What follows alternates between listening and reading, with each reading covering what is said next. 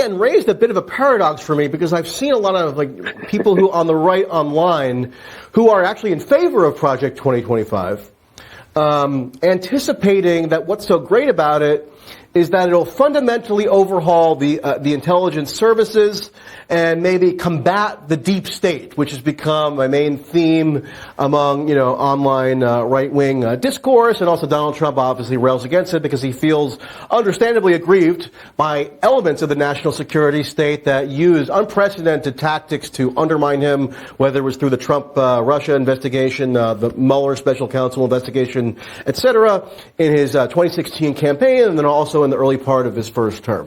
But I want to just read a quote here. Here's what it prescribes for the intelligence community, that is the Project 2025 document. It says, quote, "An incoming conservative president needs to use these intelligence authorities aggressively to anticipate and thwart our adversaries, including Russia, Iran, North Korea, and especially China." Now, that seems like the purpose of these bureaucratic reorganizations that are being proposed is to better entrench American primacy, right? To better expand American hegemony and to combat alleged adversaries, which is very much in keeping with the standard mission of the intelligence services, whatever tweaks you might want to make around the margins of how it's bureaucratically organized. Would that be a fair summation? I think you're on the right track. I would put it a slightly different way, not to be argumentative, but just for the sake of clarity. We do want all of the law enforcement, military, intelligence agencies to continue to exist to serve the interest of the American people, that is, to be focused on our adversaries.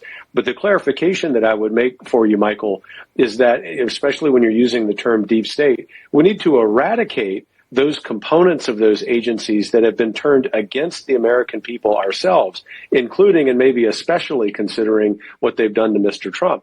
I can tell you, even though I'm sure many members of your audience are not in this category, as a Roman Catholic who happens to like the Latin Mass, we've been targeted as quote-unquote domestic terrorists by the deep state. Pro-lifers have been targeted by the deep state. I no more want people on the political left to be targeted by the deep state because they're going about their respective affinity groups than I do myself want to be targeted. I think that's the bifurcation we need to make here, that we need the government to do its job properly understood, which is to be focused on our adversaries. We also need the government, especially these unelected bureaucrats in these intelligence agencies, to stop spying on us, to stop weaponizing the deep state against us. That's really the best way to understand this project, which is that it is a corrective against those abuses. And we look forward to the opportunity to be part of any effort that is going to achieve that aim.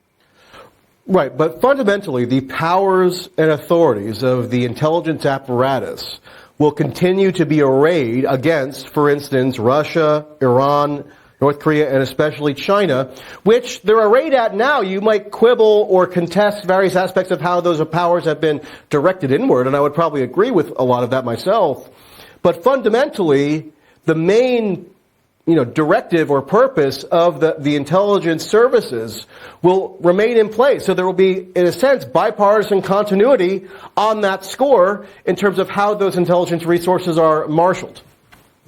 Very, very well said, and thanks for putting it that way. And one good way to think about this, both in respect to the specific point that you're making about intelligence agencies, as well as a larger point about the purpose of Project 2025, is to restore constitutional order, to restore the proper role of these agencies, but also, and very much related to this particular conversation thread, to restore the proper role of each of the three branches of government.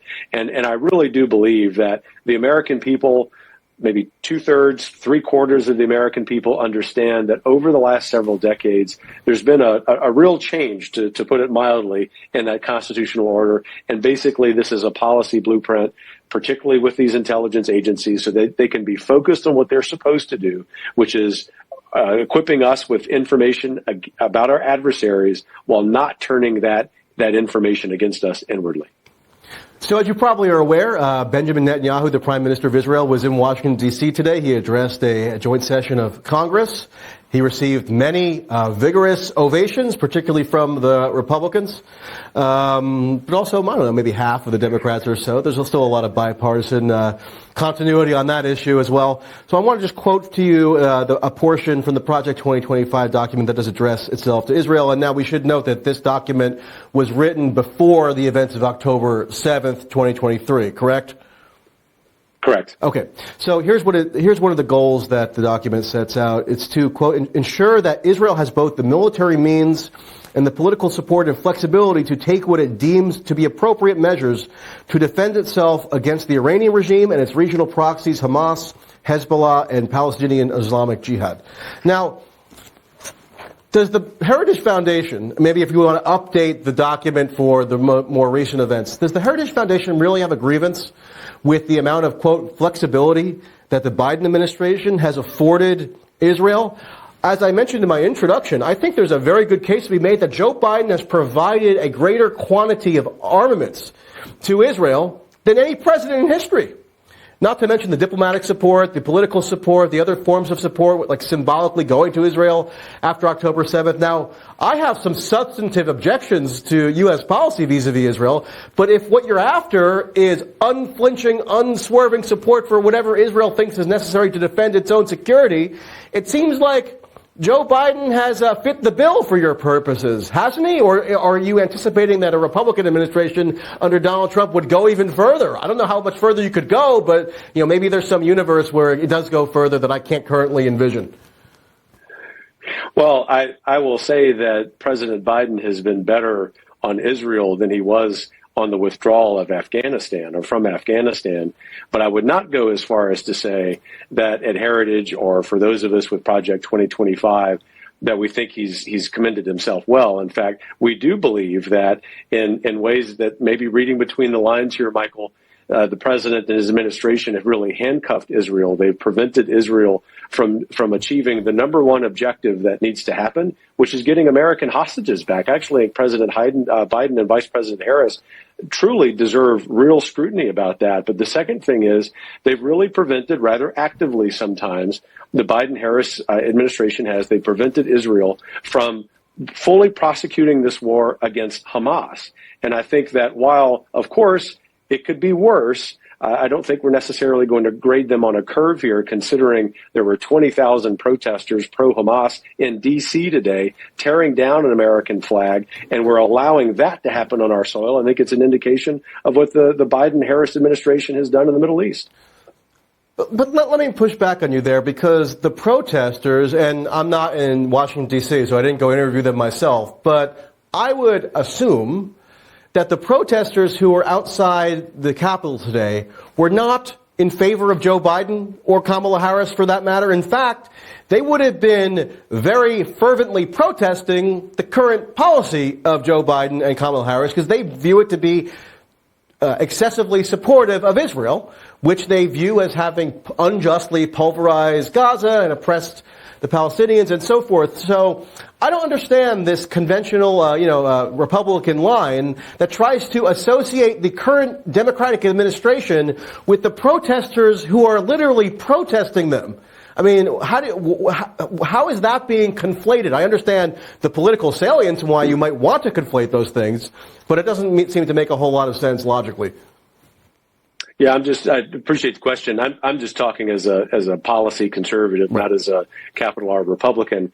Well, the reason they were protesting is because they believe that Biden and Harris should be doing nothing for Israel, but it doesn't follow logically that they're protesting that means that Biden and Harris have acquitted themselves perfectly, which is, again, not to be argumentative, sort of the underlying premise of your first question. Our point as policy conservatives is that Biden and Harris should be doing more to support Israel in the name of peace than they have. We understand that the protesters create an immense political problem for them, which is why Vice President Harris found it more important to be doing a campaign event than to serve her constitutional duty of being present for a major head of state giving a major address to Congress. That's a problem for the left to answer. I would respectfully submit to you, although I'm very happy to have the policy conversation in terms of what those of us who are conservatives would like to see. Yep.